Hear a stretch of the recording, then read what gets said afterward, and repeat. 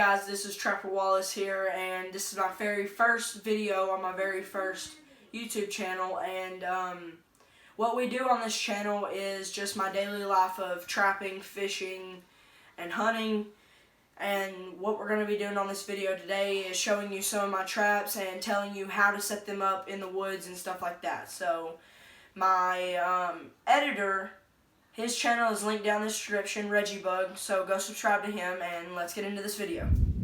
Alright, so the first thing we're going to be talking about in this video is the anchors that you use for footholds in dog-proof traps, which we'll get into those here in a second. The anchors, what they do is provide a safe zone where the raccoon or whatever you catch can't take off with your trap.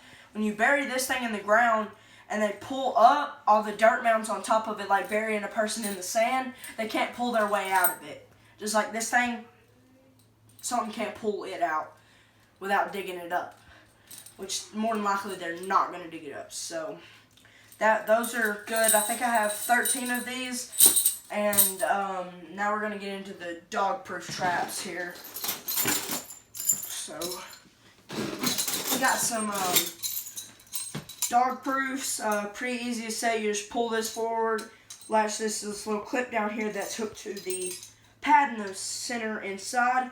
You just fill it full of dog food on the inside right here below the trigger, so they have to reach in to pull the dog food out. This thing pulls open, pulls their leg to this side really tight. They can't get out. It will not break their ankle. Read up on these. It doesn't break the ankle or anything, so they're perfectly safe. As I know some of y'all probably leave down in the comments, that's animal abuse and all that. No, it's not, because it's not hurting them at all. It's just holding them there till we get there, pretty much.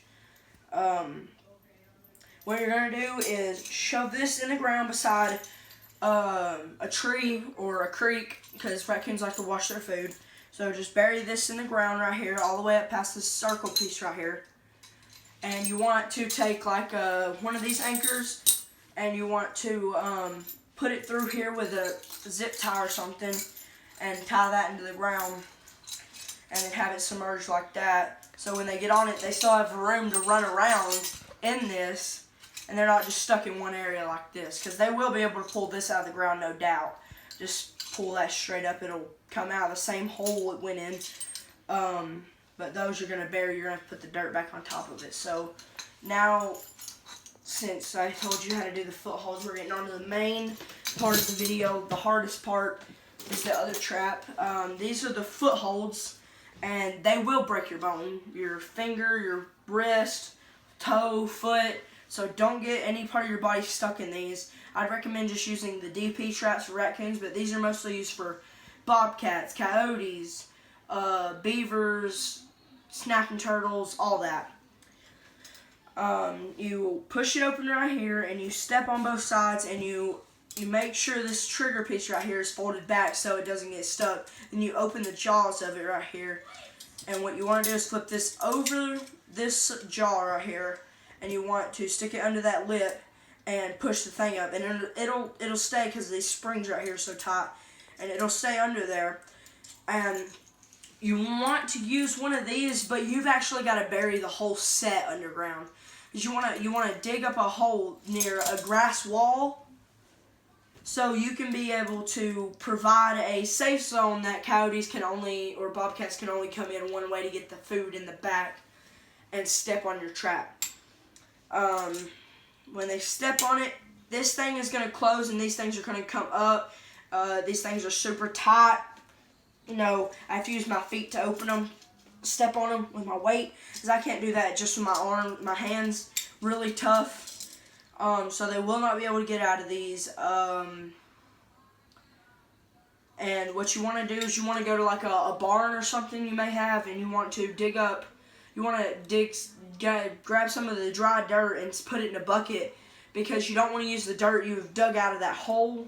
You want some dry dirt that has never been wet before, like it's just dirt inside of a barn or something that have a dirt floor that's never been rained on. It's not wet or anything, and you want to fill the hole that you just made to put this in.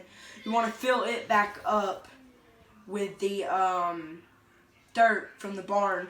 So, and then you want to get a small brush or something, gently dust it off, because you don't want to accidentally set this thing off on you, because you will break a finger or something, and you will bust blood vessels and all that, and seriously damage your nerves and all that in your hand.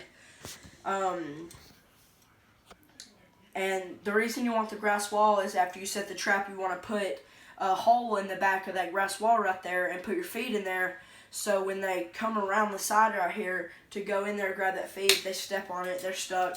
They pull all this up, they pull it up past this rope, and then this is stuck in the ground. They can't move. They're just making a big circle, running around, hoping and hollering and trying to get out when they can't, until you get there to dispatch them. Now, I do have 4 of these, and we do have, I think, 3 live traps. The live traps I do not have with me right now. They're actually set right now out in the woods. But the live traps pretty much are a safe, secure place for the animal to go in and not be hurt, just in case you want to let them go. The DP traps, of course, you won't be able to let the animal go because you could get bit and possibly get rabies or leprosy or stuff like that, and like get seriously injured along with these dog-proof traps. So you have to dispatch the animal with these. Some of y'all in the comments are gonna say, you know, you shouldn't do that and stuff. Well, I'm just living off of what God gave me, daily life, trapping, eat the animals and all that. And I actually do have a thing right here that we use on the footholds to attract coyotes. It's coyote urine. We get this from Southern Snares and Supplies, so go look that up on Google and get you some of this stuff and get you some traps so you can be able to start your own YouTube channel on this. Southern Snares and Supply coyote urine, collected from meat-fed animals. Southern Snares and Supply, www.southernsnares.com. So go look them up. It has a nozzle on it. You push the nozzle up, and it comes out just like you have to squeeze the bottle. It sprays out onto the thing. It sprays out a little bit at a time so you don't use too much, because this whole bottle probably could last me a year. Doesn't look like that much, but you don't have to put much on a trap, honestly. If I went out with exactly 30 footholds and set all 30 of them out and kept doing that every day all year, this whole bottle would last me a year. So go get you some of this stuff. It really stinks. I would not suggest busting it or trying to spill it on someone or anything, because this stuff is nasty. You would not believe. So that's it for today. Thanks for watching, guys, and see you next time.